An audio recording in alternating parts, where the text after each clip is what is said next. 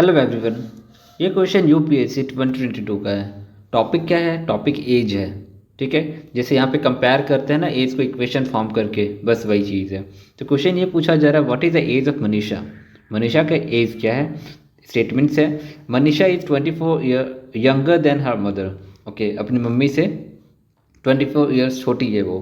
That means mummy को हम यहाँ पे, चलो कैपिटल एम भी ले सकते हैं या मदर लिख लेते हैं। एक ऐसे स्टेटमेंट बना लेते हैं कि मदर जो है वो 24 ईयर्स बड़ी है मनीषा से। ठीक है, ऐसे भी लिख सकते हैं।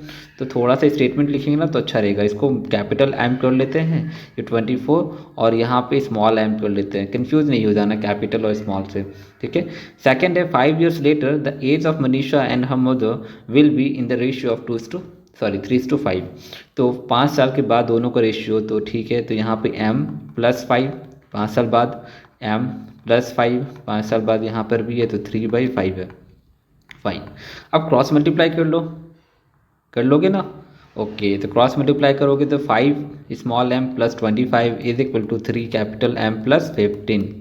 ओके, चलो यहाँ पे ना कैपिटल M का जो है वैल्यू वो तो दिया हुआ है ना, तो हम लोग क्या कैपिटल M को यहाँ पे रिप्लेस कर सकते हैं। लाइक यहाँ पे 5m + 25 लिख ले, और यहाँ पे कैपिटल M को लिख दे 24 + स्मॉल m। कोई इशू है? आई थिंक नहीं होना चाहिए।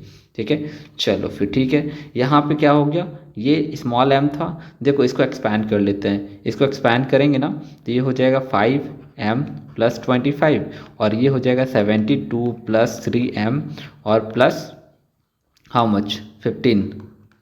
75 नहीं कर देना, 3 से इसको मल्टीप्लाई कर, इसको नहीं।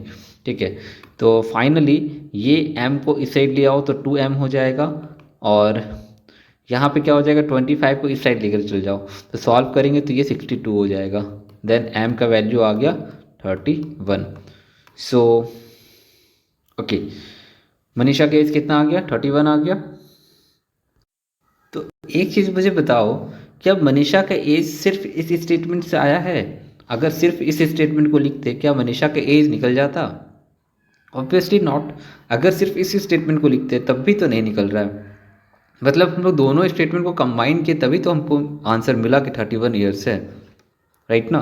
तो इसीलिए यहाँ पे एक स्टेटमेंट एक ऑप्शन ऐसा भी है जहाँ पे लिखा हुआ है कि both statement 1 and statement 2 are sufficient to answer the question. तो ये वाला ऑप्शन हो जाएगा हम लोग का आंसर। ओके, तो ऐसा स्टेटमेंट जहाँ पे दोनों का यूज़ हो और आंसर मिल जाए, और ऐसा स्टेटमेंट जहाँ पे दोनों का यूज़ हो और आंसर ना मिले, या इंडिविजुअल क्वेश्चन स्टेटमेंट से हम लोग का आंसर मिल जाए, तो सब स्टेटमेंट यहाँ पे अवेलेबल है, ऑप्शन अवेलेबल है। तो उसके अकॉर्डिंग हम लोग को यहाँ पे चूज़ करना पड़ेगा।